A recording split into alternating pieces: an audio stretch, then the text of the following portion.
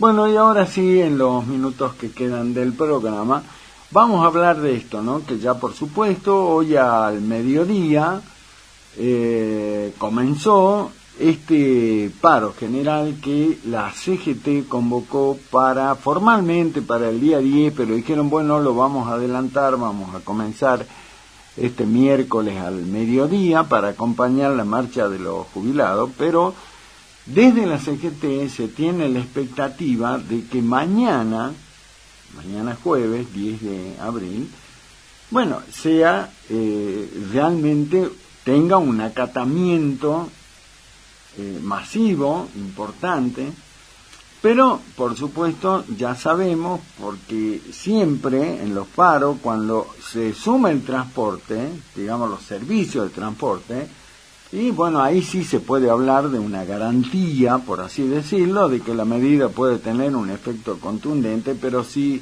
hay transporte, en este caso de los colectivos, de la Unión Tranviarios Automotor, y normalmente siempre baja muchísimo el tema. Lo cierto es que para mañana está convocado este paro. La UTA, como decimos, no adhiere. ¿Por qué? Porque está en una medida conciliatoria y por lo tanto no puede salirse de esa disposición judicial, y por lo tanto el servicio de colectivos se lo va a llevar adelante. En otros lugares no habrá trenes, subte, lo que sí no habrá serán vuelos. El tema de las clases también, habrá que ver en distintos lugares cómo se adhiere a esta medida. En los hospitales públicos, los bancos sí van a parar.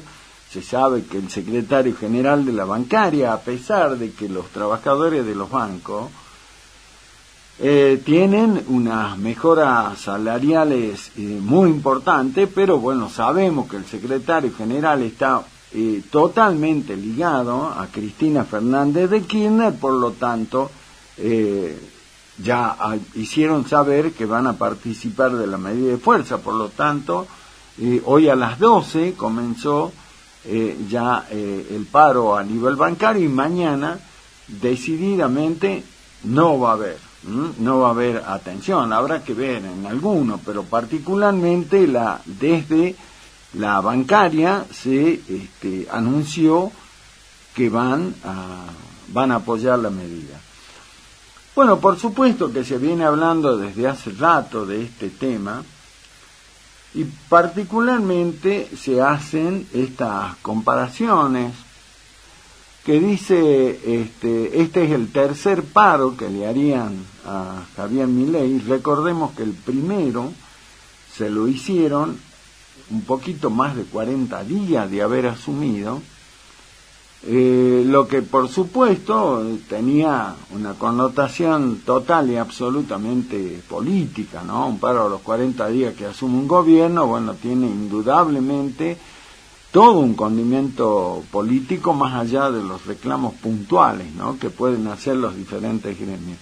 Este es el tercero, y permanentemente desde los sectores particularmente del gobierno, se lo considera que es un paro que está relacionado no con la protesta salarial o de mejora en la prestación de los servicios de los trabajadores, sino con la intención de esmerilar, de desgastar lo que es la gestión del gobierno nacional. Y hacen una comparación que, si uno hace un simple repaso, y se da cuenta que mucho de lo que dice el gobierno es así. Durante los gobiernos anteriores, de distintos signos políticos, pero de mayoría del peronismo, siempre el tema de los paros, cuando hay una gestión peronista, es mucho menor que cuando el signo político de quien gobierna es distinto. Y si no, lo tenemos que comparar con lo que fue en el comienzo de la democracia recuperada, en el gobierno de Raúl Alfonsín, después de lo que fue la dictadura y todo lo demás, en ese momento a la CGT la conducía el secretario general, que se llamaba Saúl Ubaldini. Y Saúl Ubaldini lo que trató de llevar adelante desde la CGT fue tratar de ver cómo recomponía la situación particular que tenía el peronismo después de haber sido derrotado en las elecciones para presidente, que Alfonsín le gana al candidato peronista, que era Luder. Entonces, desde la CGT se puso la CGT como mascarón de proa, por así decirlo, del peronismo, y en el gobierno de Alfonsín, repito, después de la larga noche de la dictadura, le hicieron 13 paros a Alfonsín. No tuvieron piedad, 13 paros. Bueno, de ahí después, volvió, después gobernó Menem, recuerdan ustedes, después de Alfonsín viene Menem. A Menem también le hicieron paro, pero pasó mucho para que le hagan. Recuerden ustedes que Menem gobernó 2 periodos. Cuando se va Menem, el gobierno de la Alianza, desde la Rúa, que finalmente cae, también una muy fuerte presión, porque era un gobierno de otro signo político. Y después viene Duhalde. Con Duhalde en la transición, prácticamente no hubo paro, puede haber habido 1 o 2, y después finalmente llega Néstor Kirchner. A Néstor Kirchner muy poco, nada podríamos decir, hubo algunos reclamos, algunas cosas, pero paros así generales como esto no. Y ni que hablar durante el gobierno de Cristina, pero algunas escaramuzas hubo. Ahora, lo que es increíble es que cuando uno hace este repaso, se da cuenta que ¿sabe quién fue el presidente al que no le hicieron ningún paro en sus 4 años de gobierno? Alberto Fernández. Alberto Fernández no le hicieron ningún paro desde la CGT. Hubo reclamo y todo lo demás, pero desde la CGT, una convocatoria como ahora, un paro formal y demás no hubo. Llega Milei, como decimos, 40 días después ya le pone el primer paro, después el otro, y este va a ser el tercero. Ahora, indudablemente, al menos para mí, este paro, si bien es cierto, no vamos a decir que desde el punto de vista social la gente le está pasando bien, porque no, la está pasando muy mal. Hay sectores que le están pasando muy, pero muy mal desde hace mucho tiempo. Los jubilados son un claro ejemplo. Pero también estos paros que llevan adelante cuando el peronismo está en la oposición, y la mayoría de las veces tienen que ver con un reacomodamiento interno del peronismo. Y yo quiero señalar esto, que en este paro, repito, hay importantes sectores sociales que no le están pasando bien,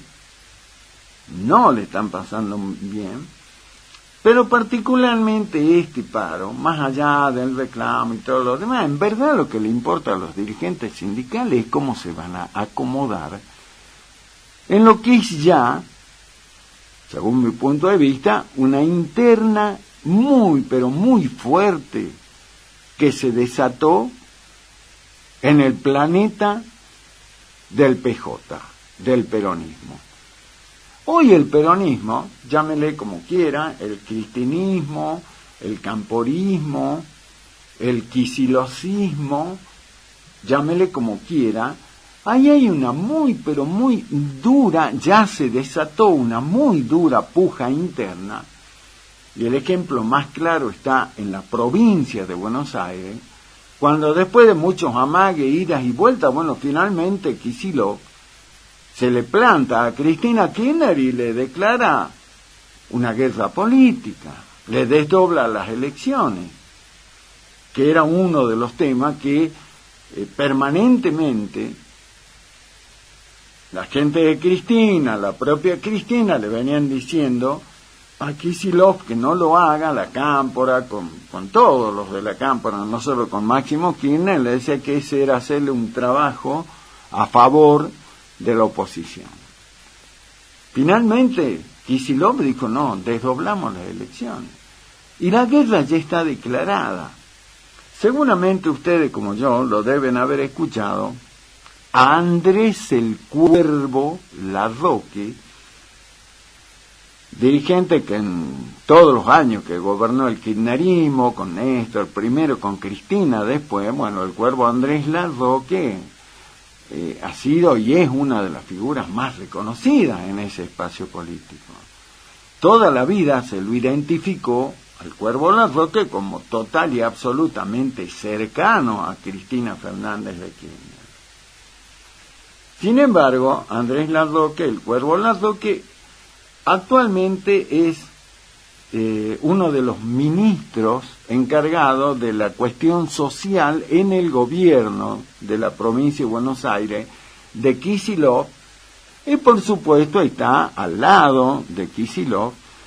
Y yo lo escuchaba, no recuerdo bien si fue anoche o hoy, pero con una crítica muy, pero muy dura hacia la figura de Cristina Fernández de Kirchner y particularmente de Máximo Kirchner, cuando él, el Cuervo Larroque, era uno de los que se los veía y actuaba de manera codo a codo con Máximo Kirchner.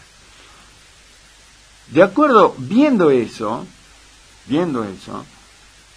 indudablemente que el tema de la pelea interna, puertas adentro del peronismo, del kirchnerismo, ya está desatada. ¿Y por qué? Y porque todos los sectores, y ahí lo sumo a lo del paro de mañana, porque inclusive también los dirigentes gremiales dicen, che, mirá, Kicillof está marcando un camino. La Cámpora, con Máximo Kirchner también, y ya la dejan afuera de eso a Cristina Kirchner. ¿Por qué? Porque puertas adentro, aunque no lo digan abiertamente, todo el planeta del peronismo ya la considera Cristina fuera de juego. ¿Por qué? Y porque Cristina, tarde o temprano, va a ser ratificada su condena por la Suprema Corte de Justicia de la Nación.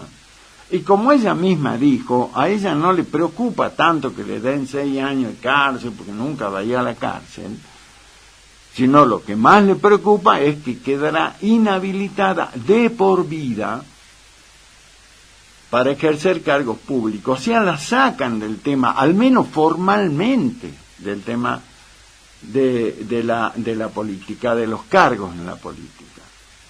Entonces, puerta adentro del peronismo, ¿qué dice? Bueno, Cristina ya está, o más mañana, pasado, dentro de un mes, dentro de 6 meses, pero va a quedar afuera.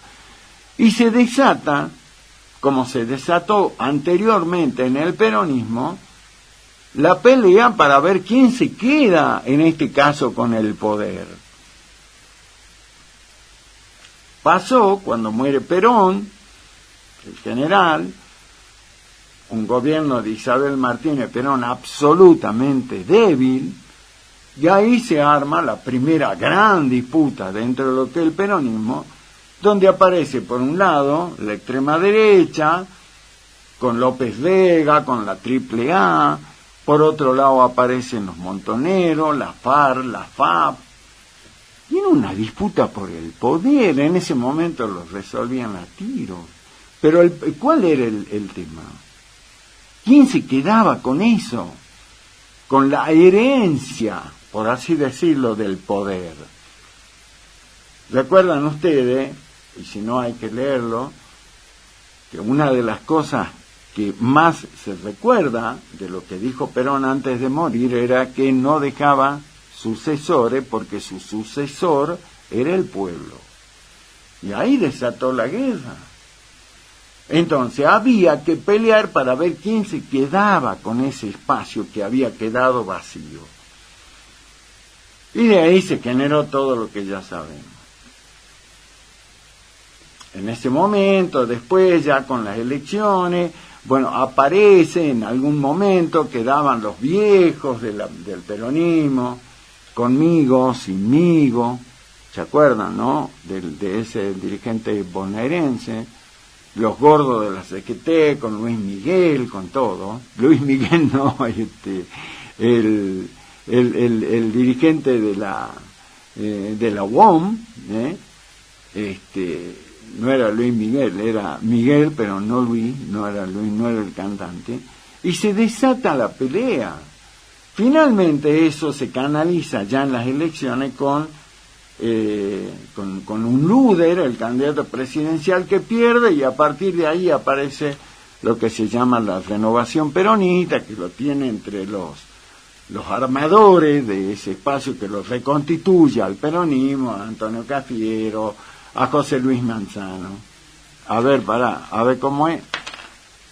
Lorenzo Miguel, gracias a la productora y a Pelusa.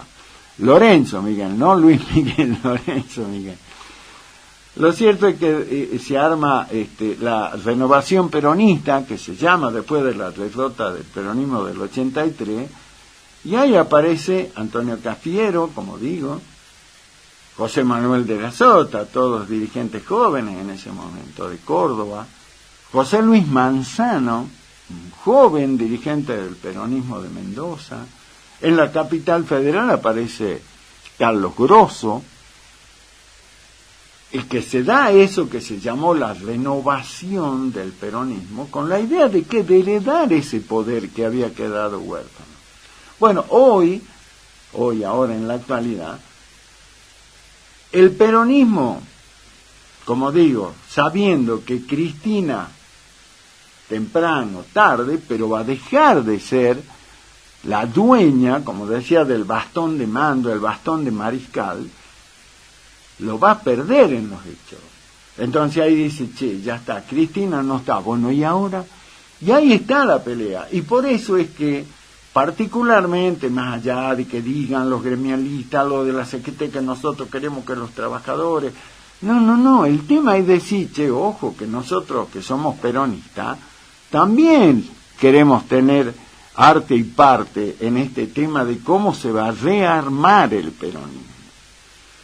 Aparece la figura de Pablo Moyano, que si bien es cierto no está hoy en la CGT formal, pero su apellido dice mucho. Y después están los que actualmente están en la CGT, DAER y todo lo demás, que dicen no nos dejen afuera, ojo, nosotros estamos acá. Entonces, ¿qué van a hacer mañana? Mostrar fuerza, mostrar músculo político, decir acá estamos. No crean que nosotros no vamos a ir a buscar el poder. Es muy, pero muy interesante todo lo que viene, mirando fuera del escenario general de la política, particularmente lo que ocurre en el territorio, en el tinglado de lo que es el PJ. Y lo de mañana, repito, el paro, los trabajadores y todo lo demás, pero tiene un enorme componente de reacomodamiento interno en el planeta del PJ. Mañana la CGT va a hacer una muestra de fuerza, de músculo, como digo, para que todo el planeta PJ diga, no nos olvidemos de los CGTistas porque también quieren tener arte y parte en este tema. Muy, pero muy interesante.